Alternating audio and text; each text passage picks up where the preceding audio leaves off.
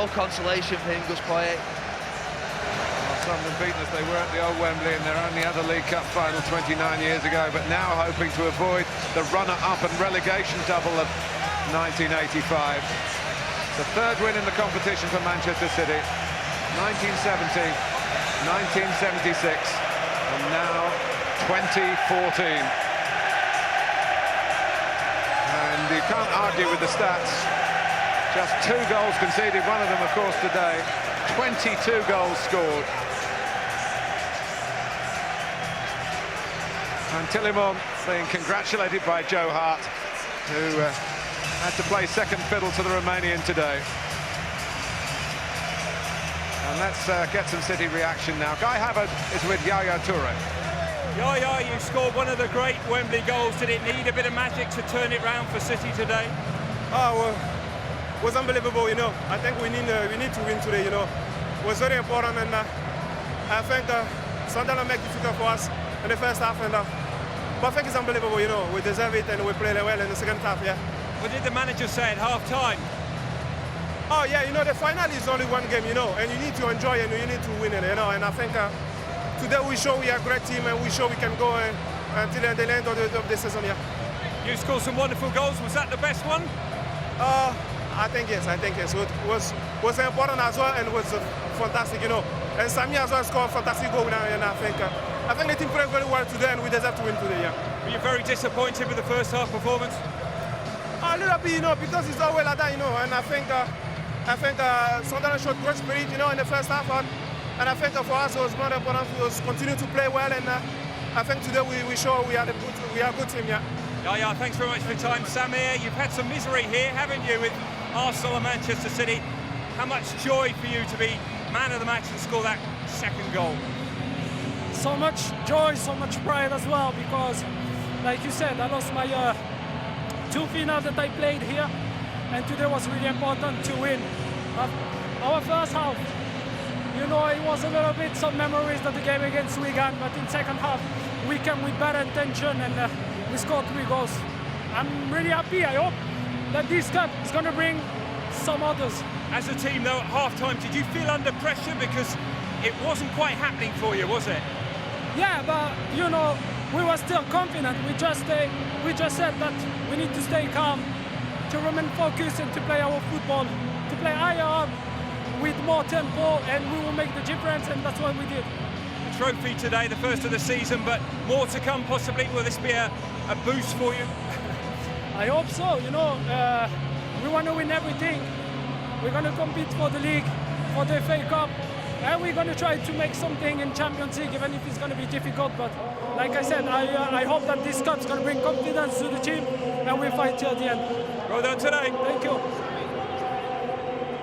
Thanks, Guy. It was a cracking cup final, wasn't it? Absolutely brilliant. Kevin Phillips, Niall Quinn, Jamie Redknapp sitting alongside me. Kevin, what did you make of that second half performance from City? They did well. It wasn't vintage Man City, but they got the job done, and you know that's why you pay thousands and thousands of pounds a week for world-class players, and it took 2 world-class finishes from Yaya Toure and Sami Nasri to get them back in the game. And then, you know, clinical finish from Navas at the end to kill the game off. But credit to Sunderland, they kept fighting. But we said at half-time, can they continue that work rate? You know, getting 2 men around every City's player, and they just couldn't manage to do it. But 2 fantastic finishes from 2 world-class players who were ineffectively very quiet during the game. They were kept quiet by the Sunderland players. Let's get some reaction from the Sunderland captain. John O'Shea is with David Craig. John, obviously commiserations, but is that a defeat with honour today? No, look, we're terribly disappointed. The only way you enjoy a cup final is by winning it. We started the game obviously exactly how we wanted to. Counter-attack great, scored a fantastic goal, a couple more chances, and they've scored a great goal to get back into it. We were hoping to get a free kick to the edge of the box. It wasn't to be. We should have maybe gone out to him, but look, he stuck it in the top corner from 30 yards out. And then we probably lost a bit of our organisation in the next few minutes, and it's cost us for the second goal. Obviously, we might have had a few half chances, but City obviously finished the game very strong. As I said, the only way you can enjoy a cup final is by winning it. It's not a nice place now, and we have a huge test for the rest of the season to face, and we've got to pick ourselves up very quickly, and I'm sure we will. Could you have been further in front before City got back in the game? Yeah, possibly. They're the ifs and buts. That's what you need in a final. As I said, we had some great counter-attacking play. And if we had been a little bit more clinical, but hey, look, City are a good team, we know that. And with credit to them, they deserved winners. John, well done. Thank you. Thank you.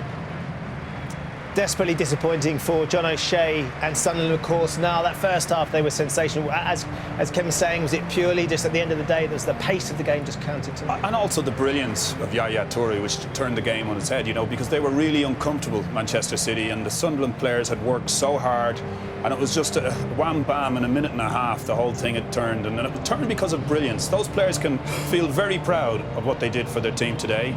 The record books will say that Sunderland were beaten again at Wembley. To a man, the crowd have stayed behind to applaud them out there. They gave a great showing. They represented their club brilliantly today, but they were beaten by world-class opposition. Jamie, Martin Tyler as well, no, but Martin Tyler said in commentary, didn't he, that Manuel Pellegrini was stood on the sideline looking at his array of world beaters, thinking, I need something special here to get me out of a spot, and that goal really was. Absolutely. It's a cliche, but goals change games, and never more evident than today, Ben, because Sunderland were playing so well, their shape was good, but all of a sudden in 59 seconds it was turned on its head, and then you're chasing world-class opposition.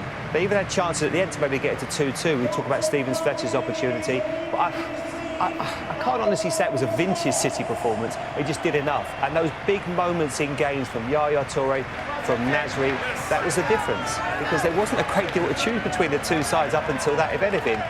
I'm sure Gus Poyet would have been sat on that, stood on the touchline thinking, you know what, we're good, we've got good shape here, we're dominate, we'll win every single second ball. But as the guys were saying, world-class moments.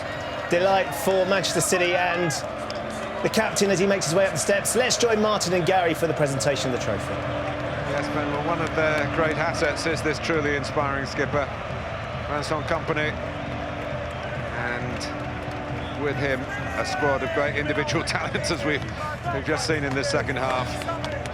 The task for Manuel Pellegrini is to get the team play, and I'm sure today winning a trophy means so much. And although, of course, under Roberto Mancini they have got other trophies in recent years, this for the Pellegrini regime is very, very important.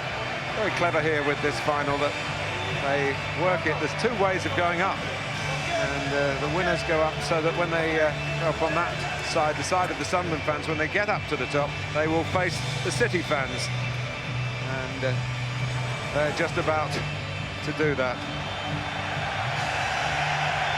So different, Gary, from the Wigan experience in the FA Cup last May for many of these players. No, they had pain in May. That tackle he made just before half-time, Vincent Kompany, was a huge moment in the match. John O'Shea referred to it in his interview. But they're back, Manchester City.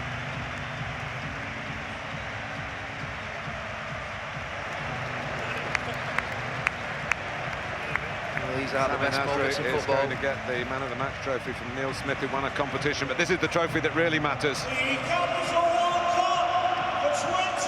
Manchester City are on the trophy trail again. 2014 winners of the Capital One Cup. But goodness me, they had to work hard for this moment.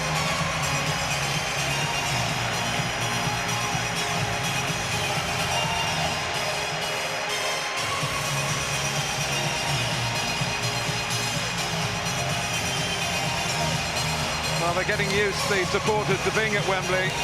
And it could well be they'll be back in the FA Cup for the semi-finals and maybe a final as well. They are, Gary, a final word from you. They're setting Manchester alight, which is not perhaps you want to hear, but you know, they've got the strength and depth, they've got the financial backing to really make this a generational success. Oh, they're now a huge force. For 20 years they were irrelevant, then they became annoying, and this season they're better.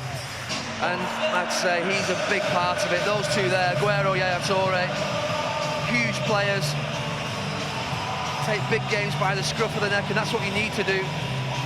The pride to Sunderland, the prize to Manchester City. Martin, thank you very much indeed. So Manchester City, 38 years since they last lifted the League Cup. They are the Capital One Cup champions this year.